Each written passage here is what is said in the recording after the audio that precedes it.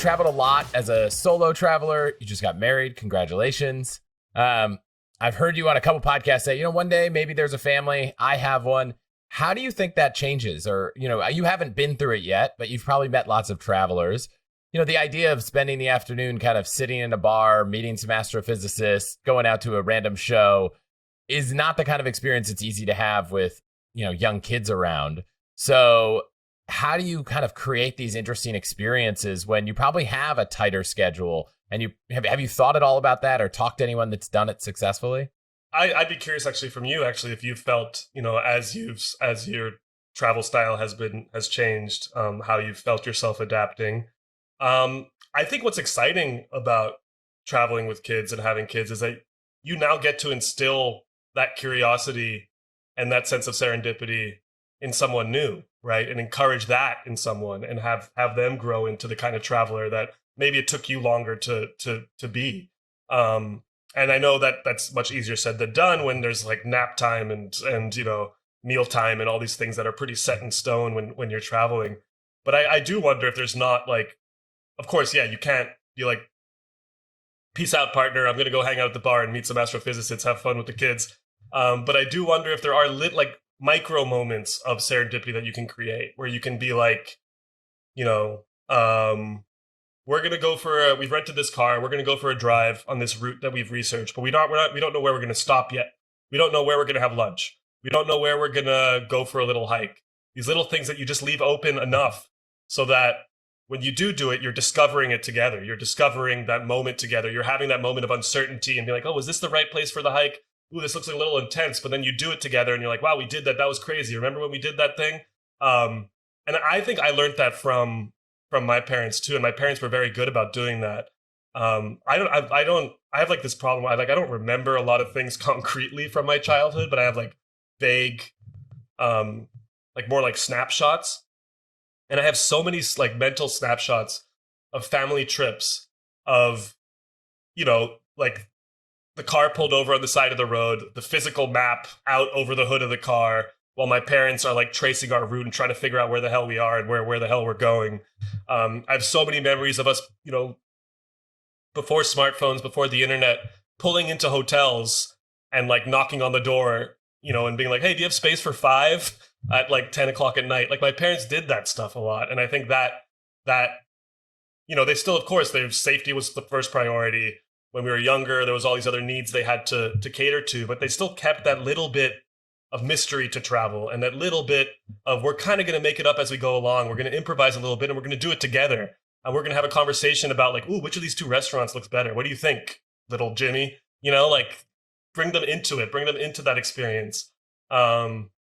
So I think there's ways. I think, yeah, maybe you can't do it like you used to, fully kind of flying by the seat of your pants. But I think in micro moments and through little adjustments and through involving them in your decision-making process as you go, you can still keep that mystery of travel alive. Yeah, it's funny. As you were talking, I just started thinking about a trip we haven't planned yet, but different ways that we would kind of bring it to life with children. And our kids are 2 and 2 months. So, we're not quite old enough to take them on all the adventures. But a few things came to mind. One, in the last few, months, year, we've met a number of interesting people that live in our neighborhood going to the park. Just the park down the street from our house. We meet parents almost every time. So for some reason, I hadn't thought about it until you were talking. But I feel like we could just, if you want to meet random strangers, instead of doing it at the bar where you're sitting having a drink, which might be, the solo traveler, place of choice, you could also just go to a park. You probably meet other parents. They probably have other kids your same age. You make that your place to serendipitously strike up a conversation. So that was one that came to mind. Another thing that I think every person I know that seems to have unlocked travel one level beyond with children does is they all contact their hotel in advance or wherever they're staying and try to find some trusted source of childcare that can, not for the entire trip, but maybe help out one night so the parents can go out and have that kind of interesting, unique adventure of just walking down the street, finding a place to eat, etc. Another way to do that, and I know I have some friends with kids who have taken this route as well, is traveling with another family or two families that are friends of yours with kids the same age. Then you either can kind of rotate who's in charge of the kids that night while the others go out to a show or dinner or to meet people or whatever else, or you all kind of pool your money together while you're hanging out in France for some childcare that can take care of the kids one of the nights or two of the nights or whatever, and that way you're doing it together and it's a little easier. So I know some people who have gone that route too, and I think that's a great way to tackle it as well.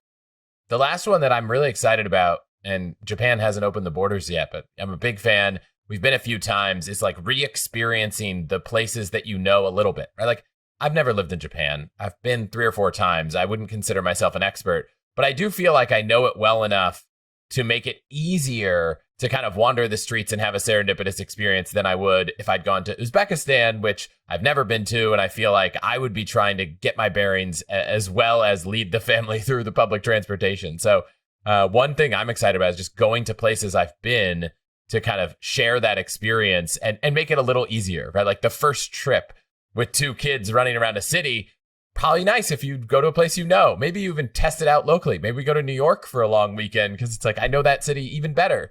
We've already tested it in San Francisco. We take the Caltrain. We actually throw our bikes on the Caltrain, ride the Caltrain up to San Francisco, bike around, and then come back. So we're trying to get a feeling for what it's like to adventure in a city. We have our own travel training wheels as new parents that we're kind of trying to take off before we take a big adventure. But also, like, what a fun thing to like see a place that you thought you knew well, like to see it anew through the eyes of someone else too, right? Like, I think that's why people love taking friends to places that they love or whatever. I'm in the middle of planning a bachelor party for friends of mine, and I'm really excited that they've chosen New Orleans, which is like a city that like I love so much, and now I'm going to be able to like see it anew through their eyes, seeing it for the first time, and go to all the restaurants that I love and all the bars that I love and do all these things. And I think that's just like such a fun thing to do.